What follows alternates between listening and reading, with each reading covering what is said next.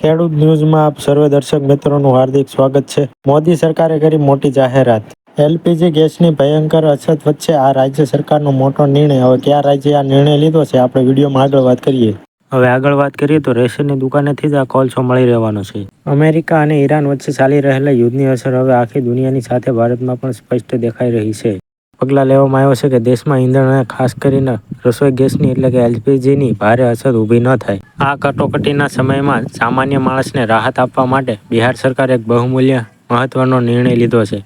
જે લોકો પાસે ગેસનો બાટલો નથી તેમને રસોઈ બનાવવા માટે હવે રાશનની દુકાન પરથી ફ્યુલ બેકઅપ એટલે કે કોલસો આપવામાં આવશે, જે તમે રાંધવા માટે ઉપયોગ કરી શકો છો જેની પાસે ગેસનો બાટલો નથી તે. આ યોજના હેઠળ રેશન કાર્ડ ધારકોને 100 કિલો કોલસો મળશે, જેથી ગેસ ન હોવા છતાં તેમના ઘરનો ચૂલો સળગતો રહે અને જમવાનું સરળતાથી બની શકે. જો ગેસની અછત થશે તો આ યોજના લાગુ પડશે. કોલસો કેવી રીતે અને કોને મળશે એની વાત કરીએ તો હવે તમને સવાલ થતો હશે કે આ કોલસો કોને અને કેવી રીતે મળશે. તો તમને જણાવી દઈએ કે આ સુવિધાનો લાભ લેવા માટે તમારી પાસે રેશન કાર્ડ હોવું ફરજિયાત છે. અત્યારે સરકારે રેશન કાર્ડ વગરના લોકો માટે કોઈ ગાઈડલાઈન કે નિયમ બહાર પાડ્યા નથી, તો તમારી પાસે રેશન કાર્ડ હોવું જરૂરી છે.